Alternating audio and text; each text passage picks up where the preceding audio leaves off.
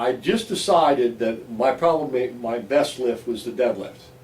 And I said, well, I don't have time to do deadlifts a lot and do grips, so I'm going to mix the two together. So I said, well, I'm going to have to go way down in weight, but I'm going to use a 2-inch thick bar, and if it kills me for an entire year, and if I said I was going to do it, I'd do it.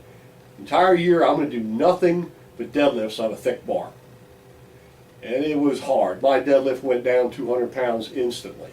And I struggled and I strained and I worked and I worked and worked. And finally, with enough work, I realized that I was as good on a 2-inch bar as I was on a regular bar. Now, boy, my grip really was up, and my deadlift was back to where it was, and around 600, 615 pounds.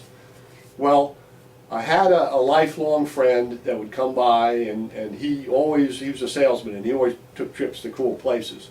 And we decided, because I saw in a book about probably the most famous grip man in history, Hermann Gorner, a German from 1920, he supposedly did a 2-finger on each hand deadlift on a 1-inch bar with 595 pounds. I thought that was just phenomenal. So I said, well, if he could do it with 2 fingers on a 1-inch thick bar, I could do damn near that much on a 2-inch bar. It wasn't really a great idea, but that's what the idea. Well, instantly my friend jumps in and says, no, you can't. I said, well, yes, I can. Well, a bet arrives, free trip to Charleston, all expenses paid, you do it. So I said, not only will I do that, I'm going to stand on a 5.5-inch block, and I'm going to use 2 fingers, and I'm going to pull up 535 pounds with 2 fingers on each hand. I didn't know it was possible or not possible, but I was going to do it. Hauled it up, got my trip to Charleston. To do it again, I don't even know.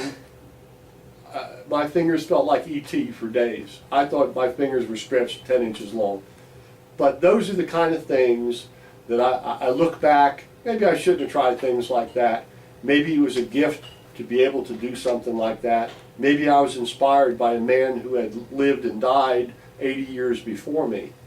But it was at that time a mark in my life that I could look back and say, man, that was a memory.